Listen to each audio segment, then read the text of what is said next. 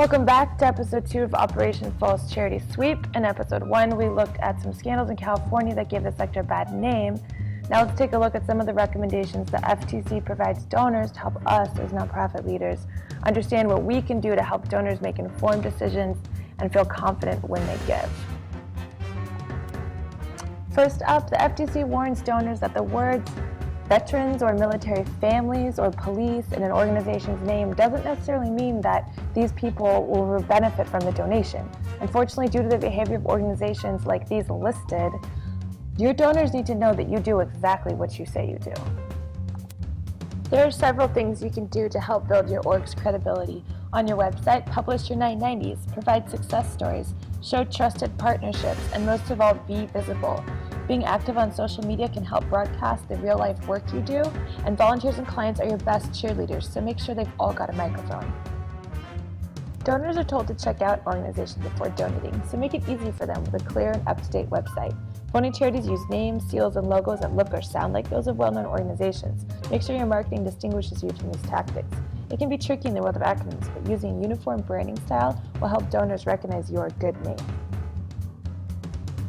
Donors feel safer giving to charities with a track record. Charities that spring up overnight may disappear just as quickly, and as we have seen, some turn out to be scams.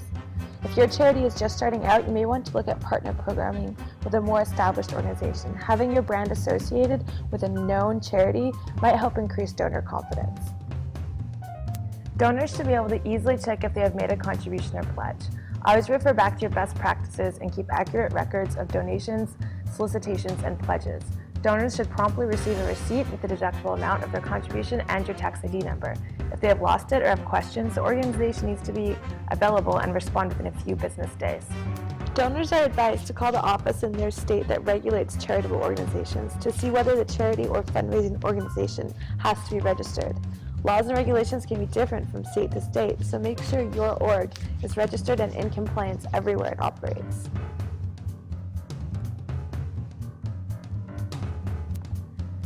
For security and tax record purposes, it's best to ask for checks made payable to the charity or use web-based platforms like these listed.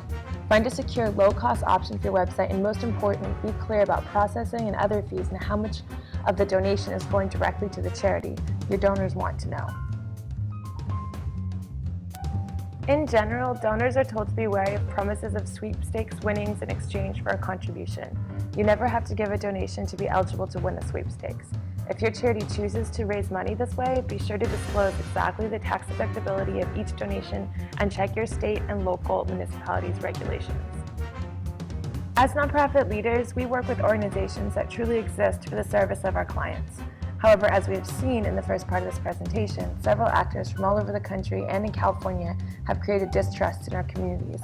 Donors have been deceived, their contributions wasted, and several charities have defrauded thousands of people who just wanted to help.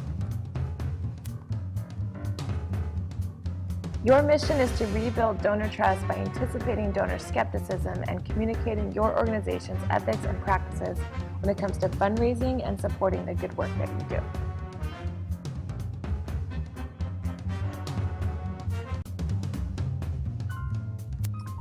Unfortunately, because these scandals make great news, we must always step outside our roles and consider the community's perception. Let's end today's presentation of Operation False Charity Sweep by looking at some of the themes of your mission.